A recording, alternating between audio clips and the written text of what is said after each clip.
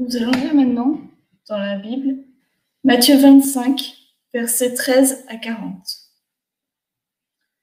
Il en sera comme de quelqu'un qui allait partir en voyage. Il appela ses serviteurs et leur livra ses biens. Il remit à l'un 5 talents, à un autre 2, à un troisième 1, à chacun selon ses capacités. Puis il partit en voyage.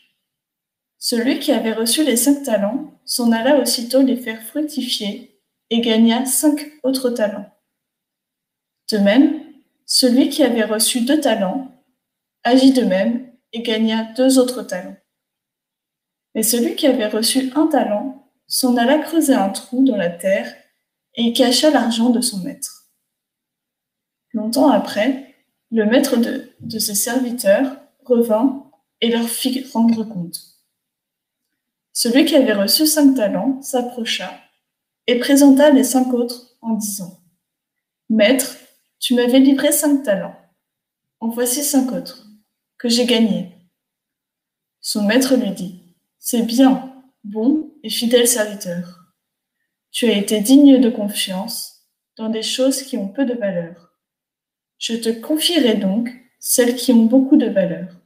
Viens te réjouir avec moi. » Le serviteur qui avait reçu les 2 talents s'approcha ensuite et dit : « Maître, tu m'avais remis 2 talents. En voici 2 autres que j'ai gagnés. » Son maître lui dit : « C'est bien, bon et fidèle serviteur.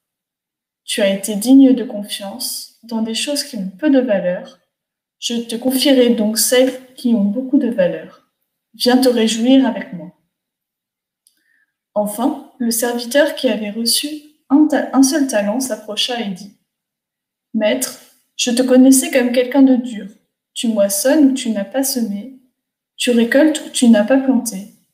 J'ai eu peur et je suis allé cacher ton talent dans la terre. Eh bien, voici ce qui t'appartient. » Le maître lui répondit : « Mauvais serviteur, paresseux, tu savais que je moissonne où je n'ai pas semé, que je récolte où je n'ai pas planté ? Tu aurais dû placer mon argent à la banque, et à mon retour, j'aurais retiré mon bien avec les intérêts. Enlevez-lui donc son talent et remettez-le à celui qui en a 10. Car à celui qui en a, on donnera davantage et il sera dans l'abondance. Mais à celui qui n'en a pas, on enlèvera même ce qu'il a. Et ce serviteur, bon à rien, jetez-le dans l'obscurité du dehors, là où l'on pleure et grince des dents. »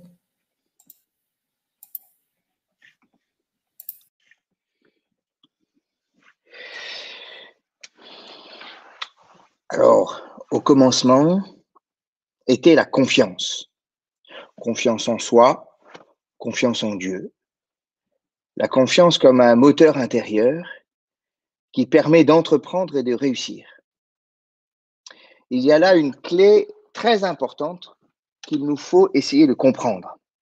Pourquoi certains ont confiance et d'autres non? Pourquoi certains ont peur? Peur des vaccins, peur des complots, peur de mourir, et d'autres non? Nous ne fonctionnons pas tous de la même manière et comme le dit la parabole, nous n'avons pas tous les mêmes capacités ni les mêmes dons. Les uns ont reçu plus que les autres, ça c'est un fait. Certains font naturellement confiance jusqu'à preuve du contraire et d'autres commencent par se méfier et dire non avant de peut-être changer d'avis dans un second temps. Il semblerait que notre attitude face à la confiance dépend d'abord de notre culture de départ. J'ai lu récemment un anthropologue qui propose une manière de comprendre ce phénomène un peu étonnant de comment se construit la confiance à partir du type de société, de milieu social, familial dans lequel nous avons grandi.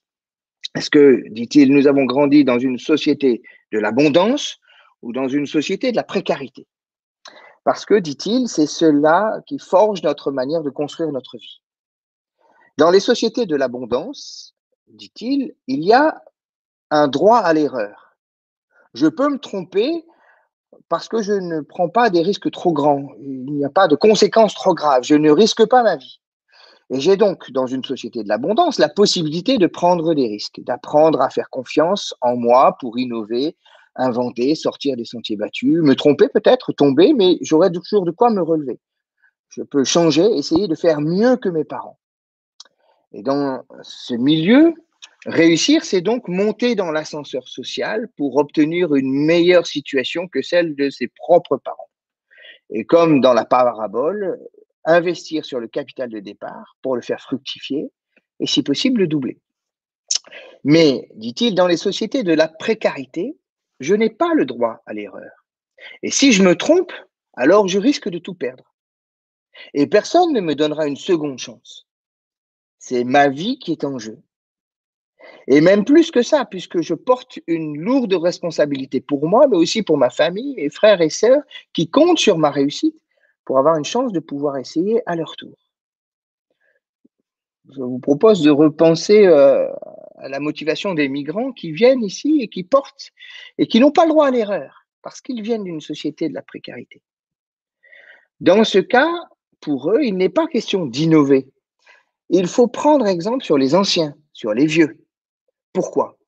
Tout simplement parce que si les vieux sont encore là, c'est qu'ils ont réussi. Et s'ils ont réussi, c'est qu'ils ne se sont jamais trompés et que dès lors, ils sont dignes de confiance. Vous voyez le fonctionnement. Il n'est pas question d'inventer, mais bien de répéter et de mettre ses pas dans ceux des anciens pour assurer sa réussite à leur image. Vous voyez, face à la confiance, on ne part pas tous du même endroit.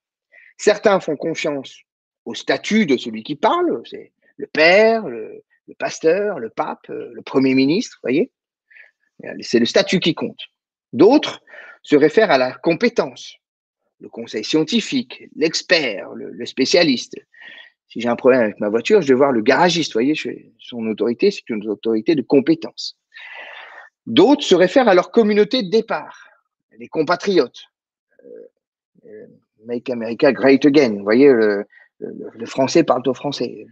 Les chrétiens font confiance aux chrétiens, les musulmans aux musulmans. Vous voyez, ce genre de faire confiance à sa communauté. D'autres se fient au charisme de leur leader, de leur chef. D'autres n'ont confiance que dans leurs proches, leur famille, leur clan. Mais enfin, la plupart, finalement, n'écoutent qu'eux-mêmes et ne font confiance à personne d'autre. Sur ce chemin à la découverte de la confiance et de son fonctionnement, notre parabole des talents vient éclairer les choses d'un œil neuf, avec une question qui apparaît immédiatement à la lecture. Qu'est-ce qui fait la différence entre les serviteurs? Comment se fait-il que les deux premiers ont suffisamment confiance en eux pour investir et faire fructifier ce qu'ils ont reçu, alors que le troisième, pris de peur, va l'enterrer pour le cacher? Qu'est-ce qui construit donc la confiance des uns et la méfiance de l'autre? Je vous invite à y réfléchir à cette question. On va écouter un morceau de musique que joue Claire Oberkampf sur son violon, humoresque de Dvorak. Et puis nous allons donc regarder sur cette musique. Je vous invite à réfléchir à cette question de comment se construit cette confiance et cette méfiance et comment on peut comprendre cette différence entre les serviteurs et le fonctionnement de l'un à l'autre. Quel est votre avis sur cette question? Qu'est-ce qui construit la confiance en soi? Et qu'est-ce qui construit ce goût du complotisme et de la peur de l'autre? Voyez, pour prendre des exemples d'aujourd'hui. Je vous invite à écouter cette musique et puis à interagir sur le chat.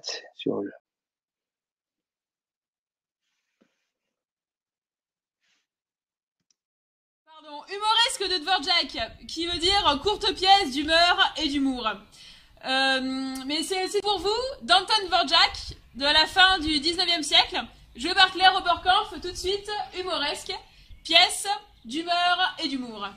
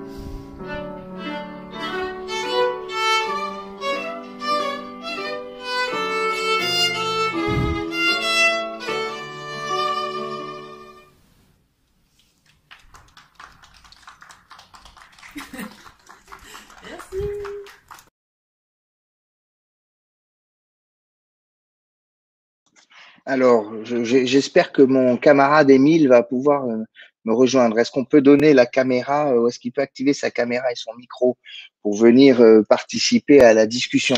Ah, salut Émile. Salut. Alors, est-ce que tu as retenu des choses dans la discussion qui permet de distinguer un peu ce qui fait la confiance et ce qui fait la méfiance? Comment se fait-il que des gens font confiance et deux autres font méfiance? Il y a Raphaël qui disait qu'elle s'est construite, c'est beaucoup l'expérience de ses rapports avec les autres a entamé, même amoché sérieusement sa confiance envers les autres, mais presque par opposition. Avant, elle aurait été trop confiante et maintenant, elle n'est pas assez confiante. Donc, ça veut dire que c'est l'expérience du mal et de la souffrance. Quand on me fait mal, ça entaille la confiance. Et donc, c'est le fruit, la confiance, c'est le fruit d'une relation. Alors, c'est marrant parce qu'il y a deux choses qui s'opposent. Parce qu'il y a des personnes qui disent les autres m'ont déçu, donc j'ai appris à me faire confiance que à moi. Et il y en a d'autres qui sont plutôt dans l'idée que plus je fais confiance aux autres, plus j'ai confiance en moi. C'est l'idée que défend Marjolaine. Et oui, j'ai vu Marjolaine disait aussi que ses succès construisaient sa confiance. Ouais. C'est étonnant parce que Nietzsche dit l'inverse. Il dit ce qui ne me détruit pas me renforce. Vous vous souvenez cette phrase de Nietzsche qui est au fond c'est l'expérience malheureuse, le fait de savoir se relever quand on a traversé une difficulté, construit sa confiance. Je ne suis pas méchante, je cherche à être modérément confiante, dit Raphaël. Raphaël s'insurge sur ton interprétation fallacieuse de ce qu'elle a dit. Elle dit non, j'ai pas du tout dit ça. J'ai dit j'ai été. Non, mais moi, ce n'est pas ce que je faisais pas une interprétation de ce qu'elle disait. Je disais que moi, c'est un discours qu'on peut entendre souvent, des gens qui disent moi je ne fais confiance qu'à moi, sous-entendu, parce que là j'avais posé apparemment la question, la confiance, en gros, qu'est-ce qui construit la confiance et moi je demandais la confiance en soi ou la confiance tout court. Toi, tu me posais la question, est-ce que les deux sont différents? Et moi, je répondais que certains répondront justement qu'ils ne se font confiance qu'à eux, donc en opposition, ils ne font confiance qu'à eux, et donc ils ont confiance en eux et pas aux autres, quoi. Je ne sais pas si c'est clair ce que je viens de dire. J'essaie de bien comprendre. Donc, pour toi, tu fais une différence entre la confiance tout court et la confiance en soi. Et ça, j'aimerais bien le comprendre. Mais je pense qu'il y a des gens qui ont un excès de confiance énorme en eux-mêmes qui fait qu'ils ne peuvent pas… parce que la confiance dans les autres, c'est aussi accepter sa propre faiblesse par rapport à l'autre. C'est accepter que l'autre… j'ai besoin de faire confiance aux scientifiques, par exemple, pour le coronavirus, et donc je suis épistémologiquement tributaire de leur expertise. Tu vois ce que je veux dire? Moi, je ne suis pas épidémiologue. Donc, la confiance, c'est accepter que je suis faible. Si je suis fort en tout, est-ce que j'ai besoin d'être confiant dans l'autre? Tu vois? Si je suis, tu vois, c'est magnifique, magnifique réflexion. Si je suis fort en tout, est-ce que j'ai besoin de l'autre? Est-ce que j'ai besoin de la confiance? Je n'ai pas besoin de confiance. Ma puissance me suffit. C'est ça. Cette idée est magique et elle est vraiment extraordinaire. J'aime beaucoup ça parce que je trouve que c'est très profond. Effectivement, si je suis plein de moi-même, de mes capacités, de mes compétences, je n'ai besoin de personne, donc je n'ai pas besoin de créer de la confiance. Et je n'ai pas besoin de construire ma vie sur de la confiance. La confiance, alors, vous voyez, Xavier nous dit que la confiance se construit quand on est petit, en fait, dans l'enfance. C'est construit dans le renforcement, dans le fait que d'autres nous ont fait confiance, comme nos parents ou nos professeurs, nos enseignants, nous ont fait confiance. Et donc, on crée en nous un capital qui nous permet de construire. C'est quelqu'un d'autre, je ne me souviens plus qui disait, c'est l'amour reçu. C'est de l'amour, la confiance se construit sur de l'amour reçu et surtout, ça se construit tout petit. Et Youssef nous dit que le manque de confiance en l'autre révèle une grande fragilité de la personnalité. Le manque de confiance en l'autre est le signe d'une fragilité de la personnalité. Il inverse encore la réflexion. C'est Youssef qui nous dit ça sur YouTube. En fait, parce que la réalité, c'est que personne ne peut être suffisamment fort pour n'avoir besoin d'avoir confiance en personne. Et donc, on peut retourner la chose en disant que en fait, la vraie force, c'est de savoir reconnaître ses faiblesses. Donc. La vraie force, c'est de savoir reconnaître ses faiblesses, ses fragilités. C'est peut-être le problème de tout ce qui base le complotisme, l'idée que je peux tout vérifier par moi-même, je peux être la base unique de toutes mes connaissances, alors que bah, forcément, je dois m'en... C'est quoi, toutes les personnes qui disent bah, je ne sais pas, je ne vais pas vérifier, moi, si les glaces, elles fondent, bah oui, mais en fait, à un moment donné, on est dépendant des autres. Oui, c'est vrai. Mais ça, les gens qui ne sont pas dépendants et qui croient ne pas être dépendants sont des gens qui, au fond, sont malheureux et qui vivent avec quelque chose qui est de l'ordre de la méfiance en eux-mêmes. Ça, c'est vraiment intéressant.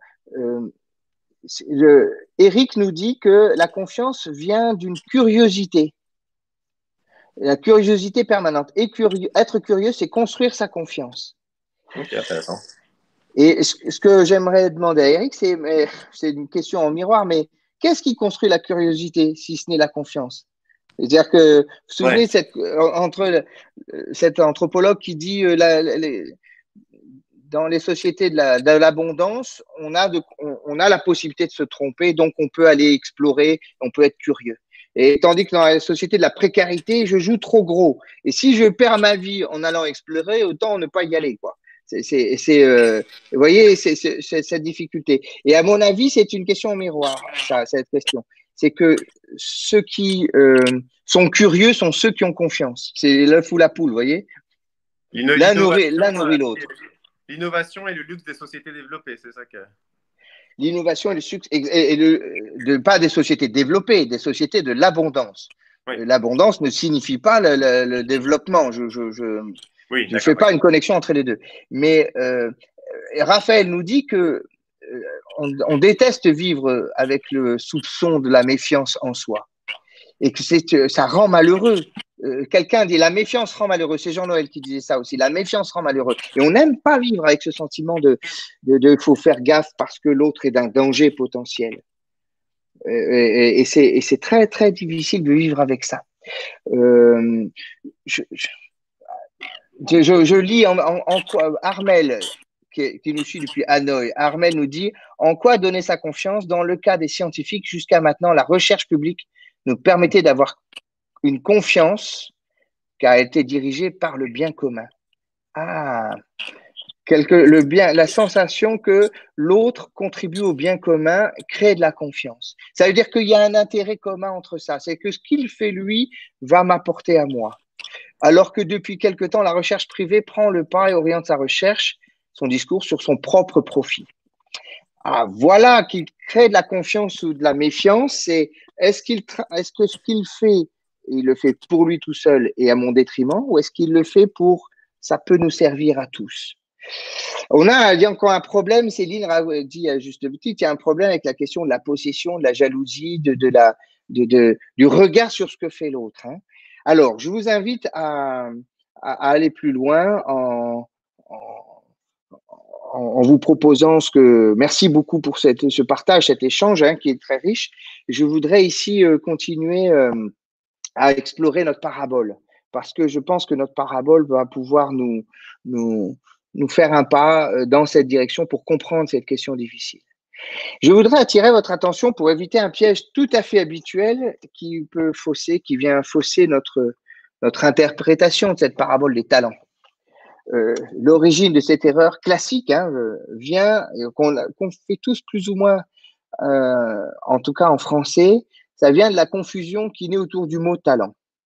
Naturellement, on entend talent dans le sens d'une capacité naturelle, absolue à la naissance, comme un don, le musicien, l'intello, le sportif, le manuel, une sorte d'essence naturelle, d'identité profonde qui serait donnée au départ et qu'il nous appartiendrait d'utiliser à bon escient pour le faire fructifier. Et beaucoup comprennent cette parabole comme ça, tu as reçu un talent au début, à toi de le faire fructifier. Le problème, c'est que cette lecture que j'appelle essentialiste, c'est-à-dire qui part de l'essence de la personne, apporte avec elle un fort sentiment d'injustice et de ressentiment. Pourquoi cette différence dans le don? Les uns reçoivent 5, les autres 2, et le troisième, un seul. il y a de quoi susciter la jalousie, n'est-ce pas? On en parlait juste à l'instant dans notre échange. Chacun reçoit, dit la parabole, selon ses capacités. Alors, si on a une compréhension essentialiste de l'humain, est-ce que cela signifie que pour réussir dans la vie, certains ont plus de capacités que d'autres et donc peuvent se faire confiance en eux-mêmes et puis pas besoin des autres? Certains seraient faits naturellement pour être riches et ils reçoivent beaucoup, et d'autres pour être pauvres et ils reçoivent peu, et même le peu qu'ils ont leur sera retiré à la fin. La parabole. On voit tout de suite que cette manière de comprendre la parabole justifie l'idée détestable et profondément choquante qu'il y aurait une différence de capacité entre les humains, par la couleur de la peau, par le sexe, des choses qui sont spécifiques aux femmes, aux hommes, par la classe sociale, par la naissance.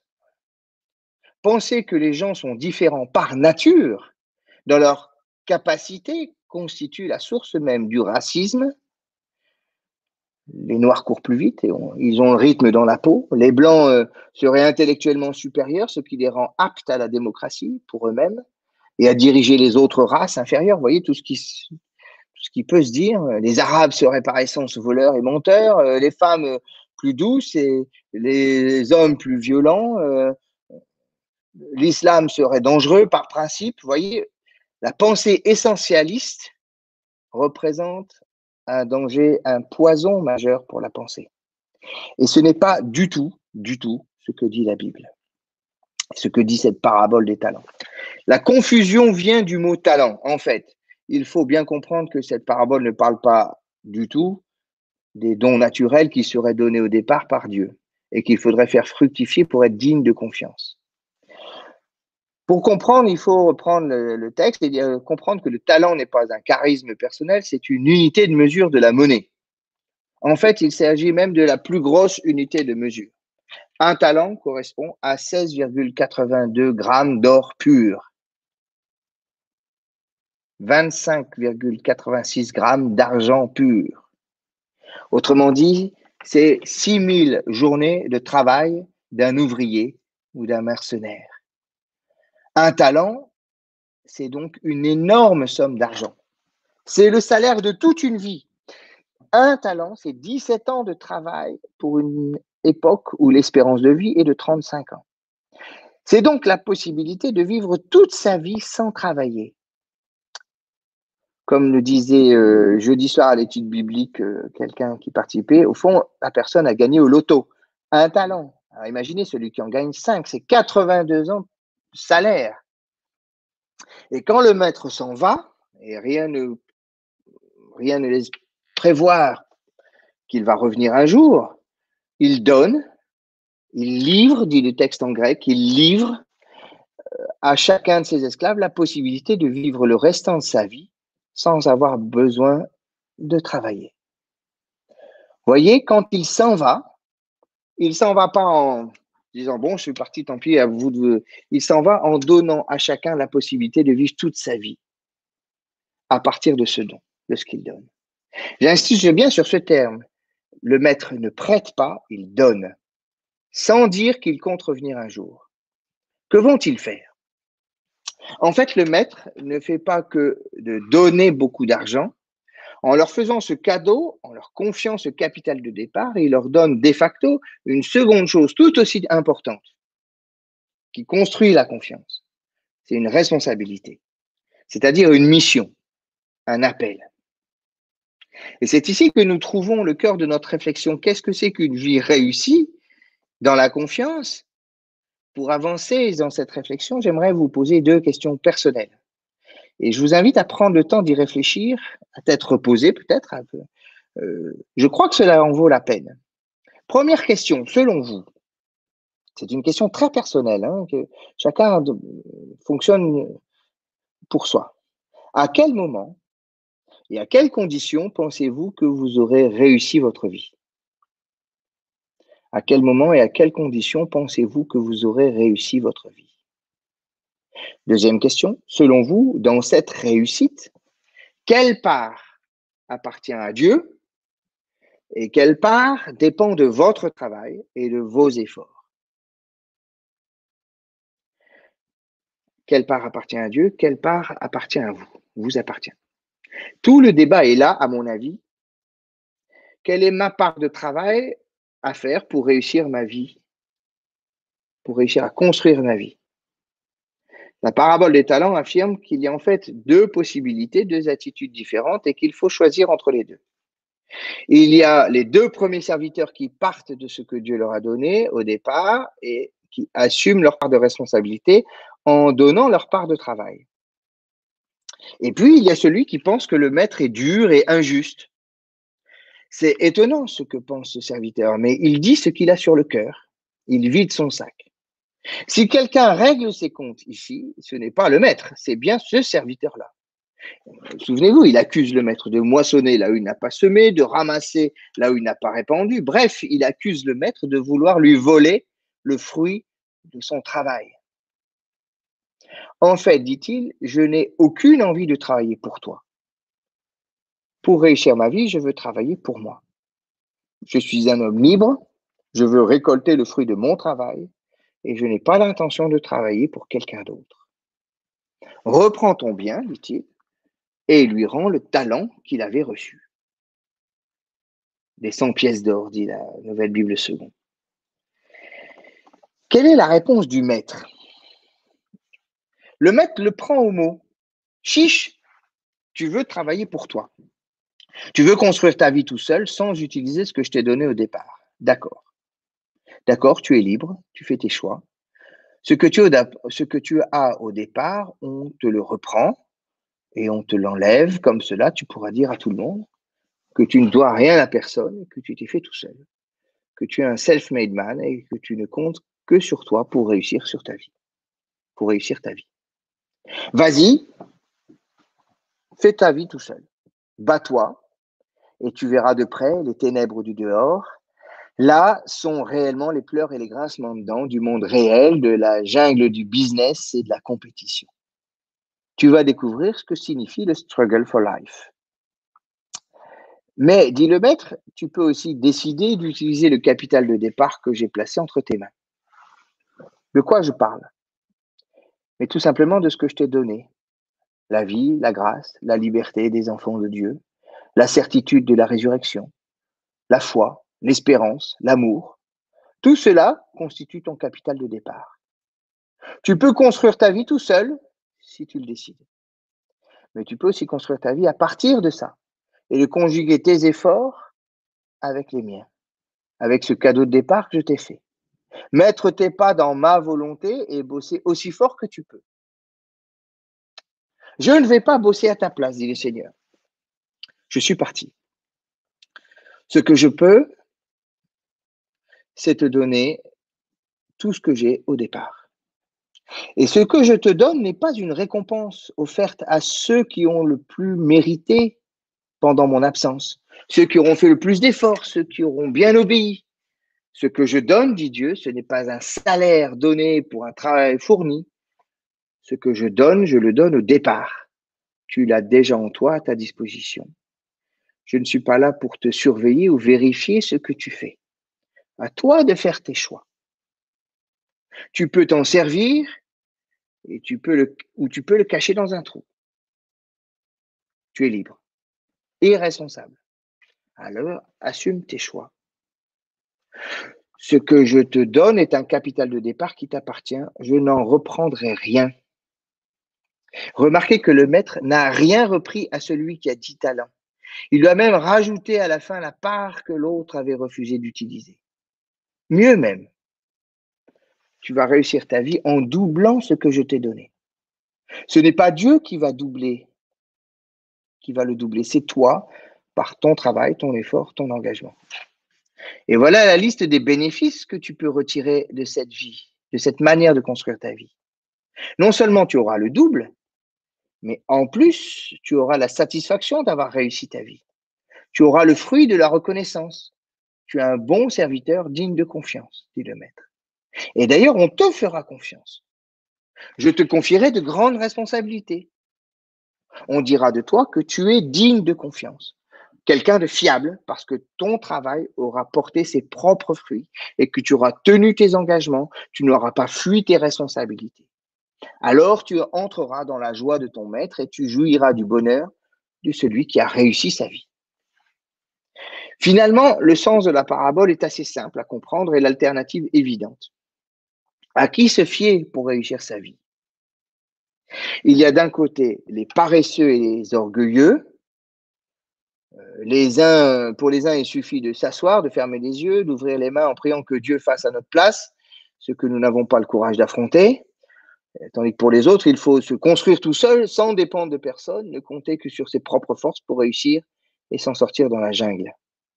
Les deux doivent assumer leur choix, ils arrivent nus et ils repartiront nus, avec les pleurs et les grincements de dents en plus. Bienvenue dans le monde réel. Et il y a de l'autre côté la joie de vivre comme un fruit de celui qui décide de bâtir sa vie sur le capital que Dieu lui a donné pour réussir. Et donc de bâtir sa vie sur la confiance que Dieu lui a accordée.